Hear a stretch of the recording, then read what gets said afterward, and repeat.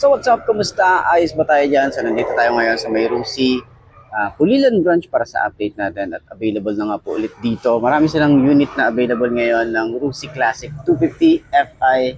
Marami naghahanap nito at update para dito. Available na po sila. Tara, samahan nyo ako. Walk around natin to. Alamin natin yung presyo at yung specification. Kung sulit ka bang bilhin. Tara, samahan nyo ako. Ayos na ayos yan. I'm on the vibes. Let's go. Tirik ang araw pero go lang sa ride. Pawis tumutulo pero steady ang stride. Helmet nakalock, cam nakafocus. Bawat eksena real, walang halong bogus. Kalsada maalikabok, minsan delikado, pero tuloy pa rin kahit pagod na todo. Travel sagad, puso ang gasolina. Bawat content ko, galing sa disiplina. Walang hinto, tuloy ang laban. Init o ulan, di ako iwasan. Plelok hanggang dulo, kahit anong mangyari. Para sa pangarap, tuloy ang biyahe lagi.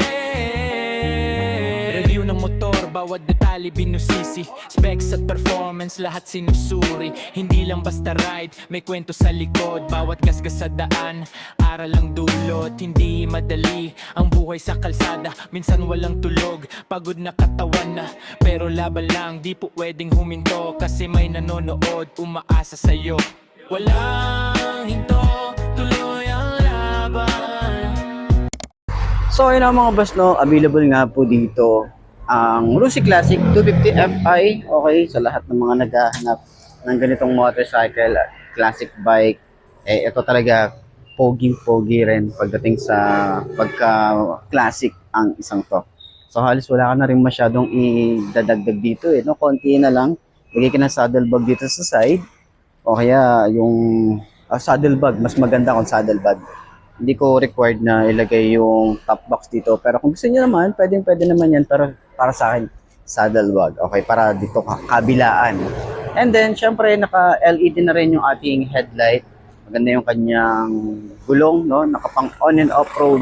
So, nasa road condition. Okay, yung gulong niya is naka-condition na para sa kahit anong kalsada. Maganda yung kanyang gas tank, malaki na rin. Meron tayong digital panel para sa kanyang naka-digital na rin yung ating panel dito, naka-upright position yung ating handlebar, so hindi ka masyadong ngawit dito pagdating sa long ride. Okay, so naka 6 speed na rin ang isang to. Ito ay 1 down, 5 up. Okay, so kanyang upuan, very classic at maganda yung kanyang kulay brown. Ayan, oh, kita niyo yan, may mga stitches na rin yan. Maganda rin yung kanyang dual shock dito sa likod, nakabasa na rin yan, and upuan natin. So 5'2" ang ating height. Ay, tingnan natin kung abot ba ng 5'2" ang kagaya ko. Pero syempre, ayan, sobrang tingkayad. Sobrang tingkayad talaga na ito. Kung talaga mga ganitong motorcycle, hindi talaga para sa akin. Pero kaya naman, oh. Ayan, oh, kaya naman siya, kaya lang upright position. Parang tumangkad, parang tumaas yung motor na to. Sobrang tingkay ito, hindi ko masyadong maitayo. Or sobra lang yung pagkabomba ng gulong. Pero ayun, no, shock niya sobrang ganda din. Yan, naka-inverted forks. Hindi lang ako sure kung inverted forks siya dati. Inverted forks pa siya. Pero ayun nga, inverted forks na siya. Tapos turning radius niya, syempre hindi gaanong kalawakan kasi nga hindi gaanong malawak yung ating turning radius kasi nga pang big bike na rin talaga yung kanyang design. Ayan.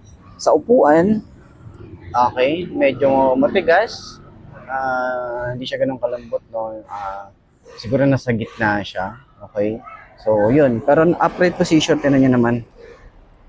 Forma natin dito. Tapos OBR, pwede. Okay, makapal yung foam na ginamit dito, kaya all goods para sa OBR natin.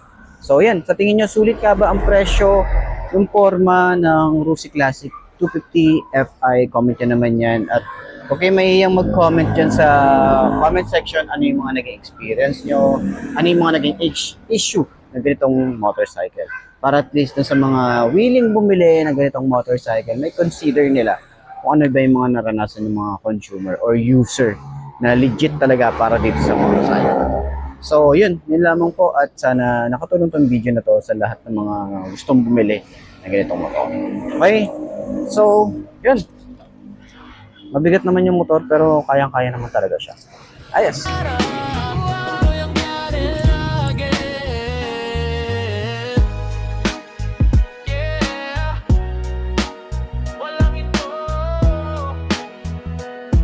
Sa daan, sa